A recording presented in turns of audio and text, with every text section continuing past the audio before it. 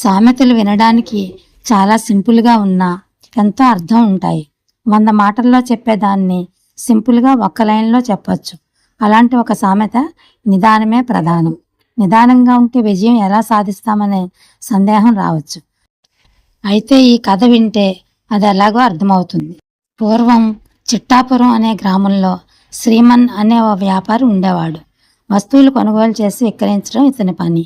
వస్తువులు తక్కువ ధరకు ఎక్కడ లభిస్తాయో తెలుసుకొని కొనుగోలు చేస్తాడు. వాటిని వేరే గ్రామానికి తీసుకెళ్లి విక్రయించి అధిక లాభాలు పొందుతాడు. ఈ క్రమంలోనే ఓ రోజు కొబ్బరి బొండాలను విక్రయించాలని నిర్ణయించుకున్నాడు. తక్కువ ధరకు ఎక్కడ లభిస్తాయో తెలుసుకుని ఆ గ్రామానికి వెళ్ళాడు. ఎడ్ల బండి నిండా బొండాలను నింపుకొని పక్కనే ఉన్న భూంపల్లి అనే గ్రామంలో విక్రయించడానికి వెళ్తుంటాడు. అయితే ఆ గ్రామానికి అతను వెళ్ళడం ఇదే తొలిసారి. దారి కూడా సరిగ్గా తెలియదు. దీంతో దారి మధ్యలో మేకలు కాస్తూ వెళుతున్న ఓ మేకల కాపర్ని భూంపల్లి గ్రామానికి ఎలా వెళ్ళాలి అని అడుగుతాడు. అతను ఇలా నేరుగా వెళ్ళమని సమాధానం ఇస్తాడు.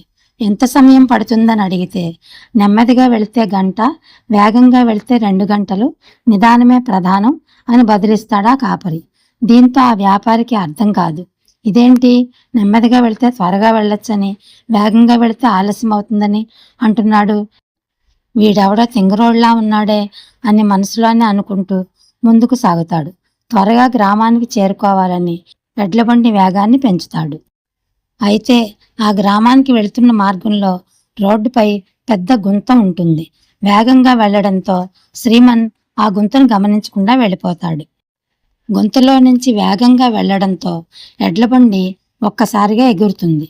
దీంతో బండిలోని కొబ్బరి బొండాలన్నీ చెల్లాచెదరిగా రోడ్డు మీద పడిపోతాయి.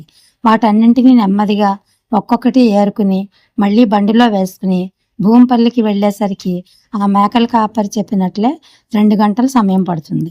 అప్పుడు అర్థం అవుతుంది నిదానమే ప్రధానం అన్న సామెతలో ఎంత నిజం ఉందో అని.